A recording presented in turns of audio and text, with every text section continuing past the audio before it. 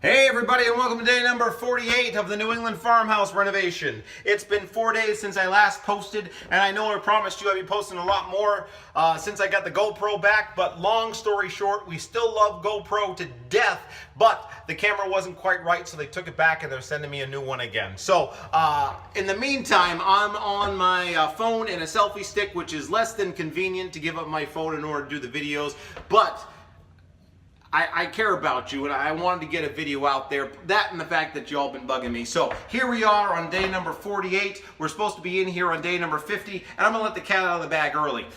We're not gonna be moved in on day number 50. That's just the way it is. A lot has happened. We have tried our hardest. I mean, we've been working here 24/7 and multiple shifts between me, Liz, and a couple other folks coming and going.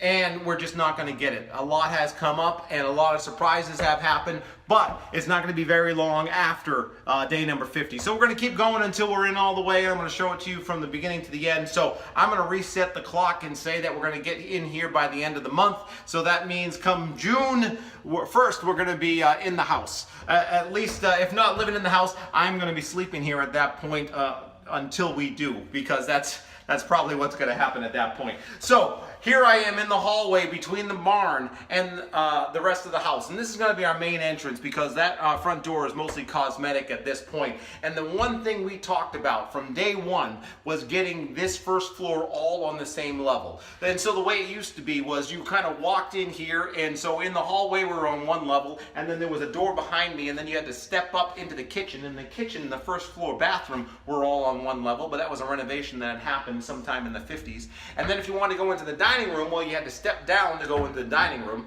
And then once you were in the dining room, if you wanted to go to the living room, well, first you had to go through that very narrow hallway, and then that crazy twisting ankle breaker of a staircase into the living room. And the living room, well, that was just 140 years of sag that really caused it to look more like a bowl. And, well, the long story short, you got vertigo just walking through the house. And so now we have finally gotten so that we're all on the same level.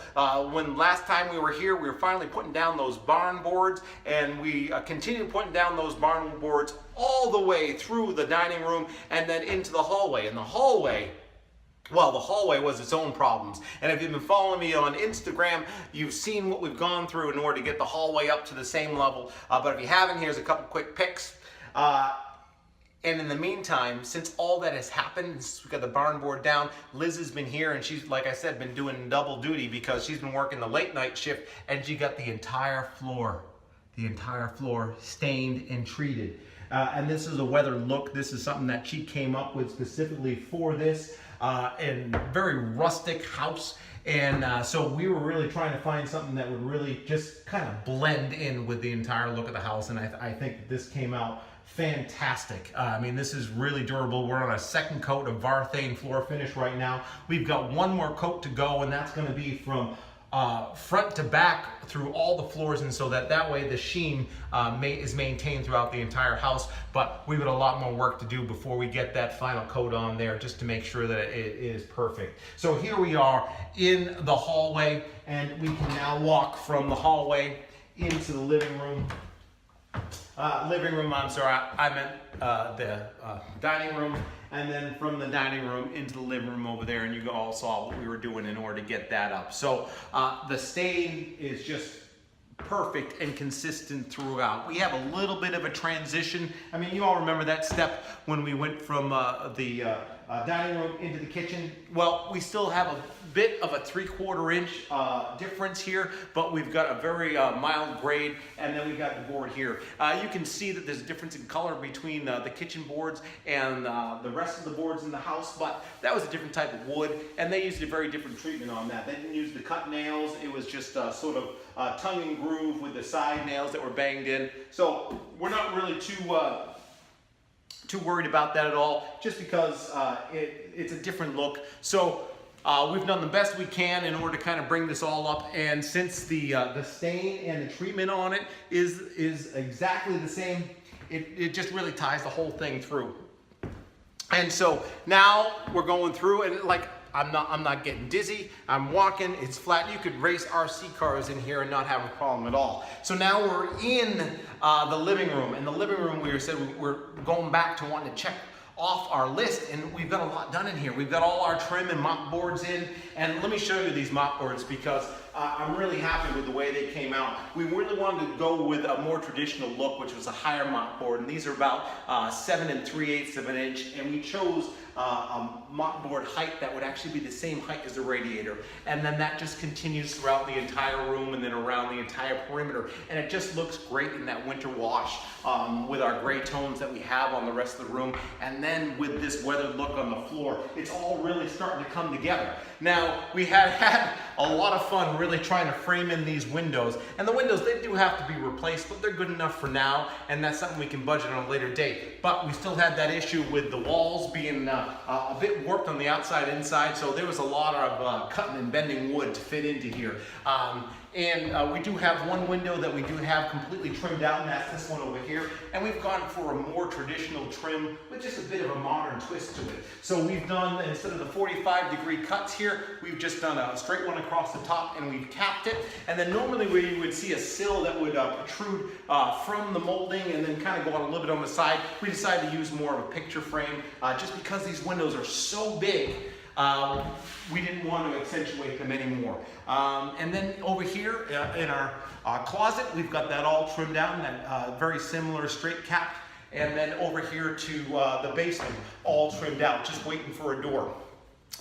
One of the things, as we were planning all this, you know, we had cut and we had gotten as much as we could and tried to get everything all sorted out, and, you know, not everything worked that way. So this radiator was supposed to be above the molding, but when it was measured from where the floor was. And we came up 3 inches on this floor at this point.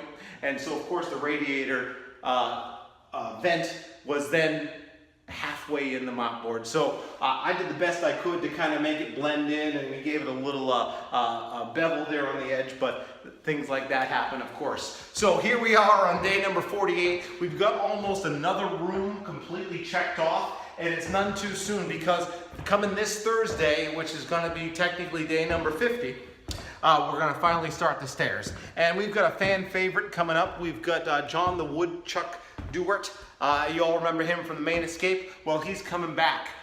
He's a bolt builder by trade, and so he's going to really help me nail out these angles and then just get this serpentine staircase in here and then wind it up to the second floor, because that's really where we're going to finally be at the home stretch here, where we've got our access to the second floor and then everything that's up there, as we have said throughout. We haven't touched too much up there yet, so it's just a little bit of touch up, a little bit of paint, and then that's going to be ready to go. So end of the month, we're going to have to add probably another 10 days to our 50, calling it out to 60. We're going to be in here, and then I'm going to probably be sleeping here come day number 50 for sure, because at that point we're really we're well past our due of being in here. So thanks for checking it out. Thanks for sticking with me. Thanks for understanding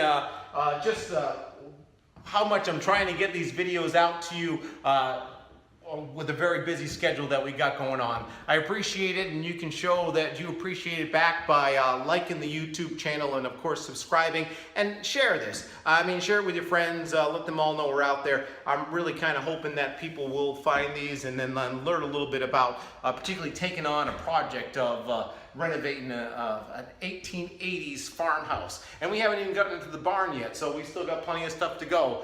In the meantime, we're gonna move in first. So I'll try to catch you on day number 50 once we start getting some stuff in on the stairs, and yeah, we'll see you all then.